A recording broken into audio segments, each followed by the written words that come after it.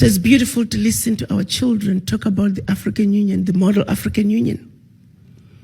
But I ask you children to take it a little bit further. It doesn't end with just a conversation about corruption in Africa. The bigger corruption in Africa is coming from outside. Try flying low over the DRC. You're going to see tarmacs in the middle of the jungle. You're going to see 747s flying into the DRC, picking up minerals and flying right outside the country. Do you think those multinationals are going to want to see peace in the DRC? Do you think they're going to want to see peace in South Sudan? No. A stable Africa is an Africa that cannot be exploited. So they will see to it that there will never be peace in Africa by any means necessary, unless you come to the table and do something about it. For a continent that doesn't have a single gun manufacturing company, we simply have endless supply of guns. How? How is this okay that Africa continues to be exploited to this extent? How is it okay that the world has watched as France is taking cold, hard cash out of Africa? How is this okay? I want to know. United Nations, answer that. Secretary General Guterres, answer that. When you all meet every year in New York, what are you talking about? That is our reality as Black people. And only we can change that. Yes. I am very encouraged by the president of Benin. He has put in a formal request for all the bank reserves his country has deposited with France. So to France I say, we are watching you, France. There better not be a coup in Benin, because that is your modus operandi. There better not be any instability in Benin, because that is your modus operandi. I'm hoping that the rest of the West African countries, quote unquote, former French colonies, can also demand a refund of their deposits. Africa is on the move. Let's join hands. Let's support those countries in what they have started. And since I'm standing here in a historical Black college, that education and understanding is start with you, our youth. This is a fight that I know very well that we will not be able to finish. But golly, we want to make sure that you understand fully what is going on. So when we pass the baton, you understand the issues. No more shall we continue to be ignorant. Our eyes are open. We know our Africa. We are going to reconnect with our roots. African Americans, you must understand there is a void that is deep in each and everyone's subconscious. It is a void that affects everything you do. First, you must understand you have that void.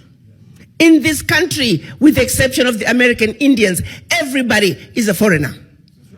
And everybody has their roots outside the United States. And the rest of the races are connected to their roots, with the exception of the African Americans.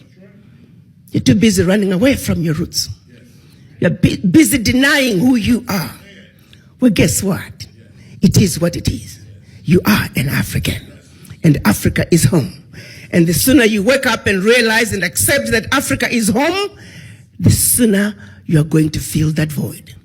For as long as that voice is in you, you're always going to be like a ship without an anchor. The wind blows this way, here you go. The wind blows the other way, here we go. Find your base. Go home. Africa is where you belong. And Africa is where your roots are. Thank you. But as I began to make a diagnosis, I analyzed the situation, and my final assessment was that the ignorance that the world has about Africa is the disease that I must fight. So I set out to have a plan, and I began implementation. Because it is only when that disease is treated, it is only then and only then can we embark on a true healing path for Africa and her children. I'm going to ask you one question. If I were to ask you right now, all of you, what color is the devil? I want you to answer that question to yourself. And I'm going to pause for 2 seconds. Let me guess. Most of you said black, didn't you? Then I'm going to ask you another question. What color are the angels? Let me guess. Most of you said white. Who has seen either?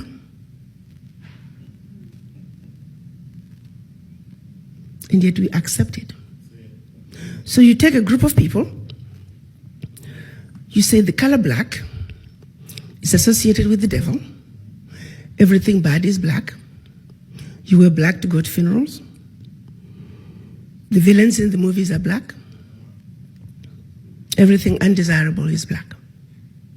You take a group of people and say, you too are black. No matter how we try as black mothers to raise our children at home and tell them you're black and you're beautiful, the minute they step foot outside that door, they are immersed in nothing but negativity about that which they represent. How do you raise a child with good self-esteem in such a world? Then I took it back a step further. You see, growing up in my village in Zimbabwe, the British did not come to Zimbabwe until 1896. Prior to that, we had our own gods that we worshipped. We had spirit mediums who were our intermediaries to the higher power. They had no color until the British arrived. Then the British began to, you can remember the missionaries were sent to Africa to teach us how to read, but not how to reason. So we're programmed to receive that which they wanted us to receive. And so one of the things they taught us was the issue of black and white. Remember, like 1896 in my country, we did not have those colors. And I was not referred to as black, I was African. But somehow we were just told that you're black. And then the other race is white. And then the other race, you take white color, you say white is pure, the angels are white, you wear white to go to weddings, you wear white for christening, and then you take another group of people and say, you're white. So the children are raised that you're beautiful, everything that you represent is perfect, and when they step outside the door, the world validates what they are being told at home. Now you take these two children. One is surrounded by nothing but negativity about that which they represent. The other is surrounded by nothing but positivity about that which they represent. How do you expect these children to look at themselves as equal? These are some of the subliminal messages that are being passed on to our children. And in my own assessment, and when you look at it from the African point of view, it explains why some of our leaders, people who are supposed to represent us, when they sit across the table with others who don't look like them, they automatically feel inferior. It is a serious problem. It affects our ability to feed our children as mothers. It affects our ability to provide for us children to go to school, provide good healthcare systems, provide good infrastructure. It starts right there. The failure to stand up and defend that which you believe in, and defend that which is blatantly wrong. 1884, after the colonizers had been running around our continent of Africa, They wondered how they were going to defeat these people. You see, you got to understand, before the Greek civilization, before the Roman Empire, there was Africa. The pyramids were built 2,500 years before the Greek civilization. Have you ever wondered why the Greek philosophers, the mathematicians, where were they sent for training, for education, for retraining? They were sent to Africa. Why were they sent to Africa? Because civilization, as we know it, began in Africa. Civilization was in Africa before they had it in Europe. You see, the history books choose to begin history from here going forward. What they don't tell you is that even the English language is based on the Yoruba language. Humanity, as we know it, began in Africa. Without the African, there would not be any other races. It's just a simple fact.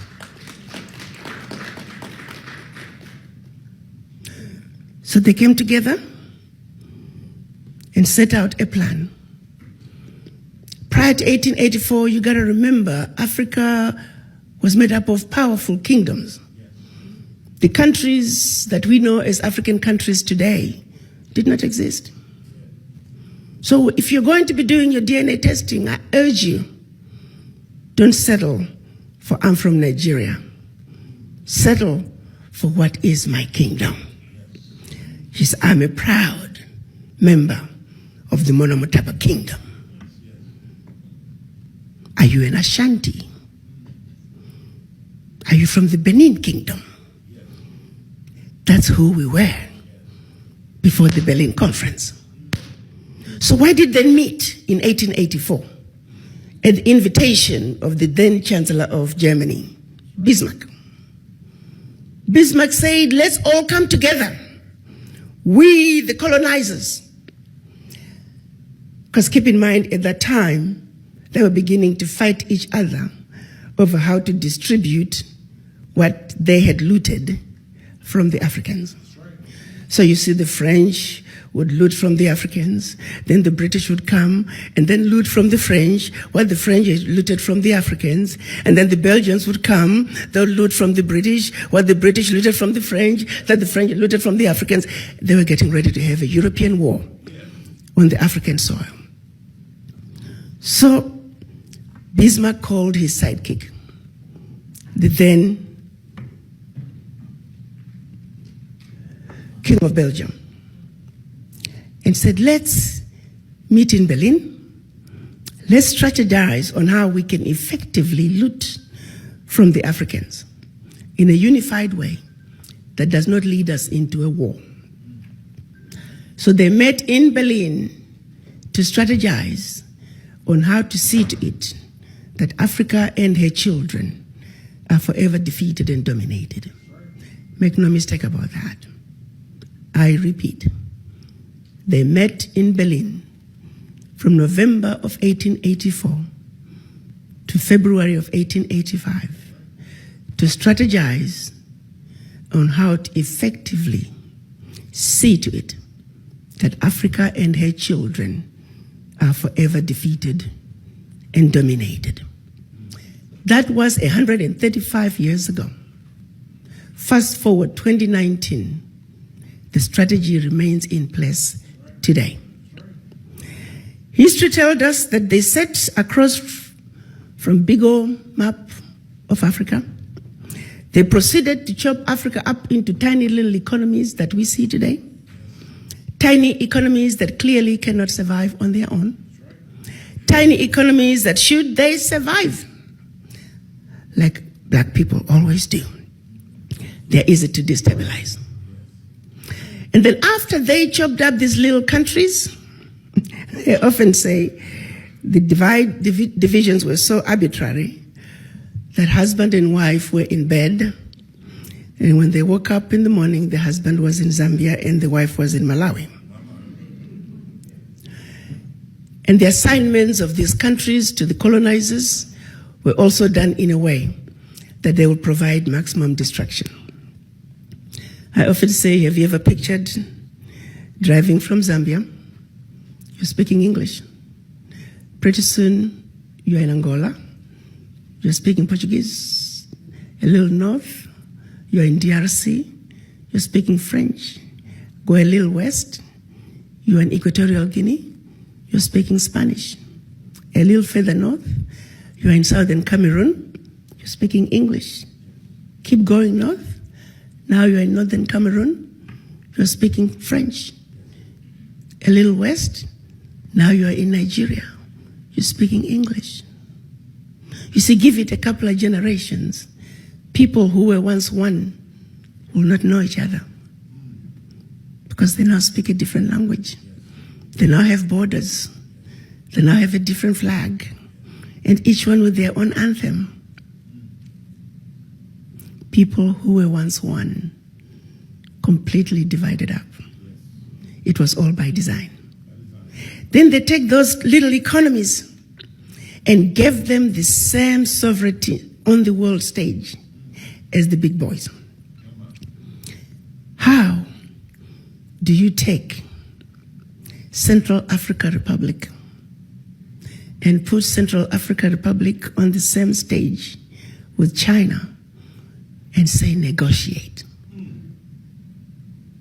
How do you take Malawi and put Malawi in the same room across from India and say negotiate? How do you take Djibouti and put them in the same room with the United States and say negotiate? Africans are defeated before the game even begins. I often use an example of taking my poor husband, if you knew him, and put him in the same boxing ring with Mike Tyson. He said, my husband will collapse before he even gets on the stage. And when he collapses, it's like, what's wrong with you, Dr. Carroll? Can't you fight Mike Tyson? The world is not fair. So when we find ourselves being thrown, oh, African leaders are corrupt. Oh, that's a big one. They will hit you with that every time. And every time it's supposed to be a conversation stopper about Africa. You see, after they divided us up into the tiny little economies that we are today, then between 1958 and 1961, they started giving us quote-unquote independence. France did something absolutely deplorable. Made the former, and I'm going to use the word former loosely, French colonies, because they still are colonized, sign a document which they called the Pact for the Continuation of Colonization. Dig this. On one hand, we're giving you your independence, but on the other hand, sign this document that you are agreeing to continue to be colonized. So two countries said, no way, Jose, we aren't doing this, Guinea and Mali. The French could not understand it. How could an African country dare not want to be affiliated with France? So in their anger, history tells us that they went into those two countries, took everything that they thought they had brought. To hear Mugabe put it, they even took the last teaspoon and the last chair. Proceeded to pour concrete into the sewage pipes, completely devastating the two economies. This was also done as a way of letting the other countries know that should you refuse to sign this document, this is the fate that awaits you. So the rest of the country signed.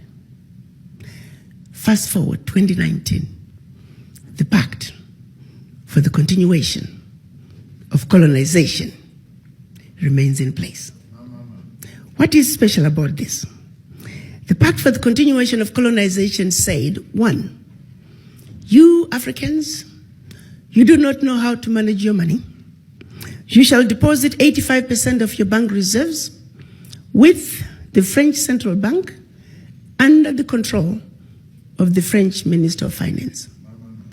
The French government will take all your monies, collectively invest your monies in the French stock market under the French name.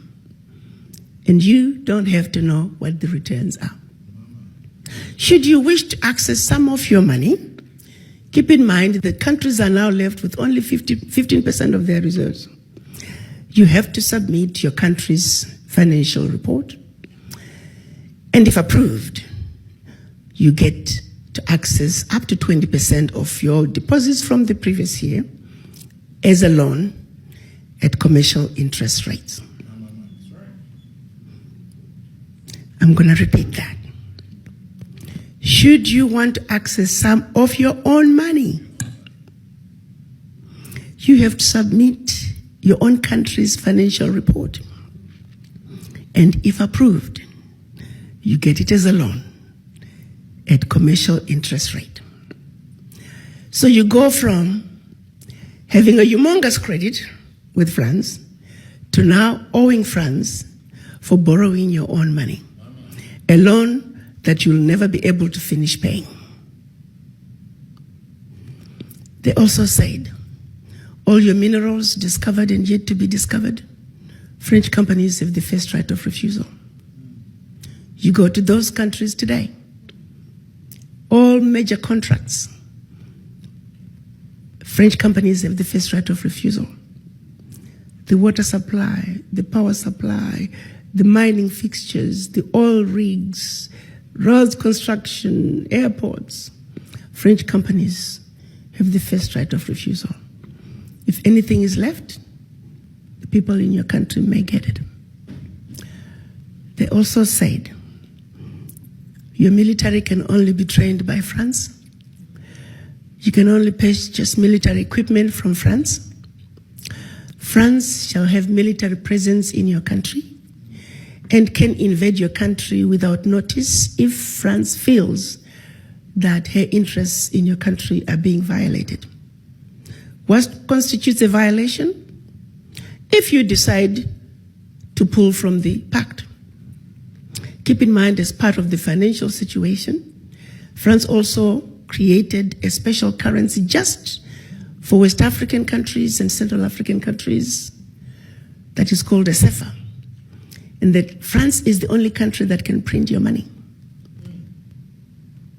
So a violation would constitute an African leader saying, I no longer want my money printed by France. I'm going to start printing my own money. That's a violation, and it can call for France invading your country. In the past many years, we've had 67 coups in Africa out of 26 countries. Of the 26 countries, the coups, 16 coups, 16 countries were former French colonies. To date, 22 African leaders were assassinated during a coup, documented all of them. France was behind it, simply because France felt they were quote-unquote threatening French interests by wanting to pull out of this horrible, horrible pact. 2019, nothing has changed. Countries are still depositing their funds to France. French companies still have first right of refusal. So if you are an African president, newly appointed, your first day in office, your chief of staff comes to you and reads to you the do's and don'ts as stipulated by the Pact for the Continuation of Colonization. Mr. President, you have given up your financial resources. You have given up control of your natural resources. You have given up your military. What power do you have? May I take you back to the question? When people start the conversation with corruption in Africa, I give it to you. I'm not disagreeing. We have corruption in Africa. But who doesn't have corruption on earth? Which country, which continent, which region is free of corruption? And yet what happens in Africa, so much light is shone on it. And when the same thing happens elsewhere, it's minimized. You see, I liken to today, because of the Pact for the Continuation of Colonization, France alone, that little bitty country, is taking out of Africa over $500 billion. Over $500 billion. And by the time they finish investing that money into the French stock market, they're realizing trillions of dollars in any given year. Park that. The watchdogs for corruption are saying out of Africa, 50 billion gets out of the continent from corruption. Now you got two thieves. You have a thief with a briefcase with 50 billion and another thief, a small thief, with a briefcase with 500 billion. Which thief are you going to go after? The world wants you to be stuck with a thief with 50 billion and not the thief with 500 billion that's going to become trillions of dollars. Do you quickly realize how the 50 billion becomes a crumb under the table? And we are meant to fight each other for which one of the brothers has gotten a larger chunk under the table. So that way we never have to get on the table and talk about not a 3-course meal, not a 5-course meal, not a 10-course meal. I call it a 100-course meal going on the table. The question I have is, why has it been so difficult for us as Africans to say enough is enough? How long are we going to keep watching this carnage go on and we say nothing? It goes back to the mind. It goes back to that fear. It goes back to that sense of inferiority. And I go back to the diagnosis I made when I went to Washington. That until we black people understand that we are suffering from the legacy of colonization, that we are suffering from the legacy of slavery, that while we may have lost the shackles in our legs and our hands, the shackles of the mind continue. Until we realize that we are a wounded people and we need healing, nothing about our circumstances is going to change. We are sick people. But to be sick, first you must realize and accept that you're sick. How do you go to the doctor if you don't think you're sick? We are not only in the doctor's waiting room on an outpatient basis. We are not even in the hospital in a general ward. As black people, we are in the intensive care. And we need to realize that.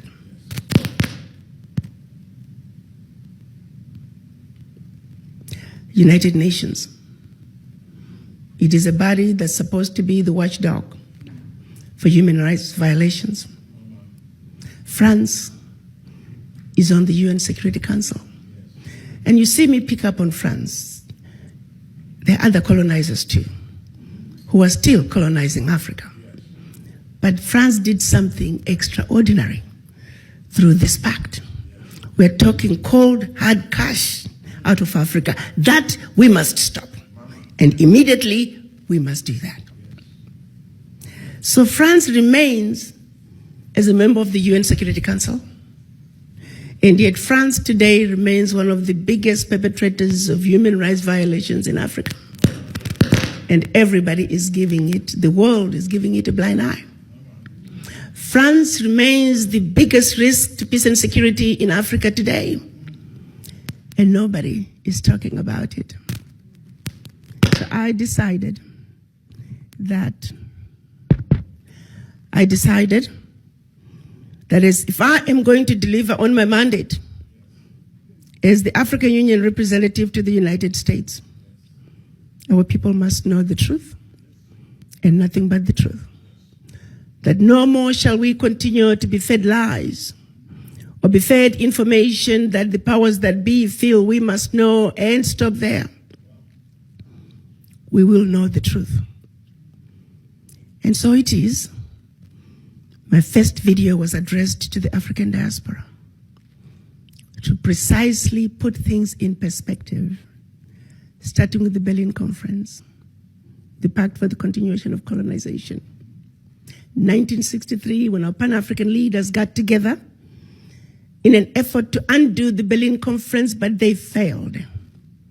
Because when they went to Addis Ababa at the invitation of Emperor Haile Selassie, they were divided. We had the Pan-African group that said Africa for the Africans, African Union now. There were only 7 countries: Ghana, Guinea, Mali, Egypt, Morocco, Algeria, and Tunisia. The rest were the nationalists, the Monrovia group. They said, let's go slow. So it is, they won. We often say Africa lost when the Pan-African group, the Casablanca group, lost. Year in, year out, the leaders came up with a compromise which they called the Organization of African Unity. They meet twice a year to discuss issues pivotal to the continent. The issue of an Africa speaking with one voice was tabled at every summit. And year in and year out, they failed to reach consensus until March of last year, 2018, when we finally agreed on what we are now calling the African Continental Free Trade Area, where Africa is now saying enough is enough. Africa must speak with one voice. That's the only way for Africa to take her place on the world stage, is when Africa enters the world stage as one giant Africa. So it is July this year, the African heads of states officially launched the African Continental Free Trade Area. And beginning July next year, Africa, the sleeping giant, will enter the world stage as one customs union.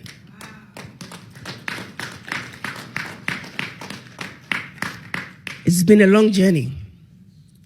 I call it a 700-year courtship, and that goes back to when the colonizers first came to Africa. I'm calling it a 56-year pregnancy. That's when our Pan-African leaders met in 1963 and started the conversation about a united Africa speaking with one voice. The baby is now born, and her name is the African Continental Free Trade Area. You see, the children of Africa must realize that now we need diapers, we need formula, there are going to be sleepless nights, this baby is going to cry, this baby is going to throw tantrums. We need to be ready to take care of this baby. And the only way to effectively take care of this baby is when the children of Africa are awoken and get rid of the shackles of the mind.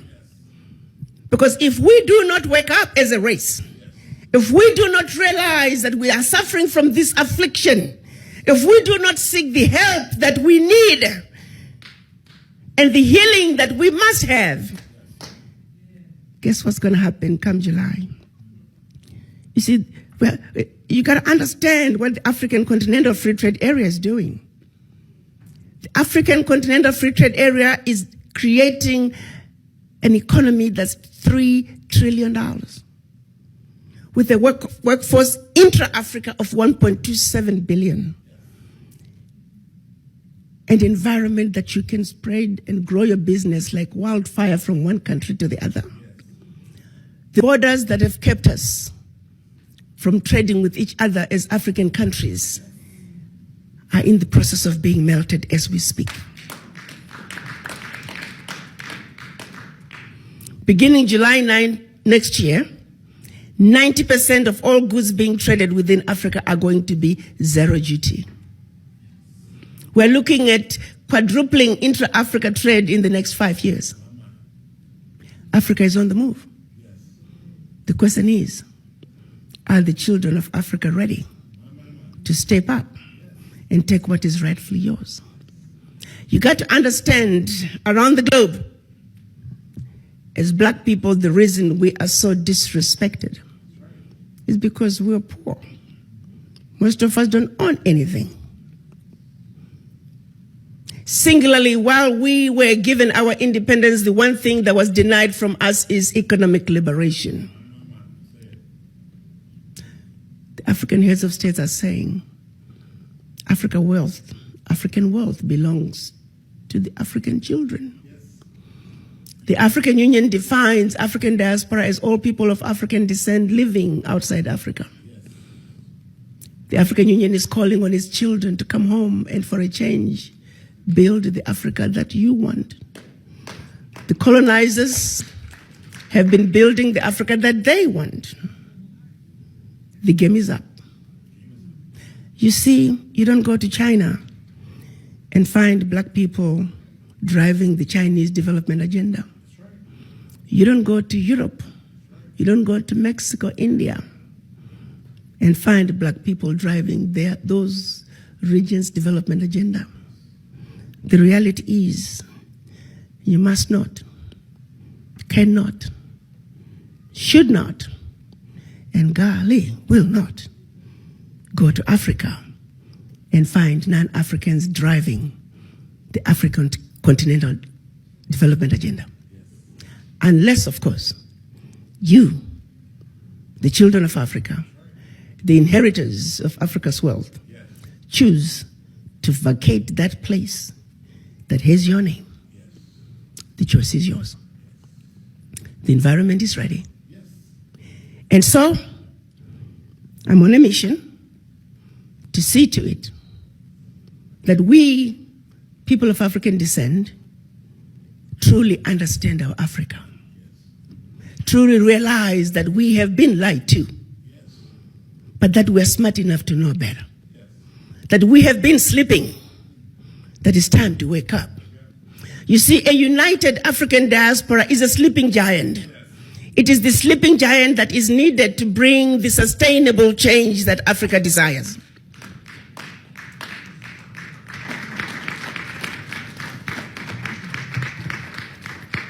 I just want to say that here at Albany State, we strongly believe that education is the vaccine to poverty. And so we stand with you, we stand alongside you, and we support your mission and your fight. Please accept this as a small token of our appreciation. Thank you.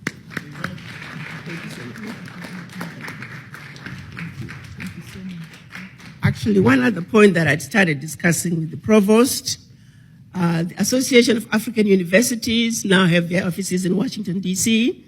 It's an association that represents 400 universities across the continent. With a one-stop shop, you can pretty much pick where you want to go in Africa. I would hope that, I told the provost that I will bring them back. The enrollment, we must expand the international study program, not only for students, but also for professors. This can be done very easily, and I'm on a mission. I will work with the professor to see to it that next year we have as many of you students going to Africa. We want to establish, it should not be expensive. You see, white schools are very good at taking care of themselves. My kids, one of my kids speaks French like a Frenchman, sadly, because of the program that she was in. All we paid for was the airline ticket. Even the professors, I housed 3 professors every year from France as part of the exchange program. We can do this. We need to establish host parents. We need to establish host parents in Africa and here. The schools must commit to accommodation. There are organizations that when we work together, our students should never have to struggle. There are airlines that are making money out of going to Africa. Let's hold them accountable.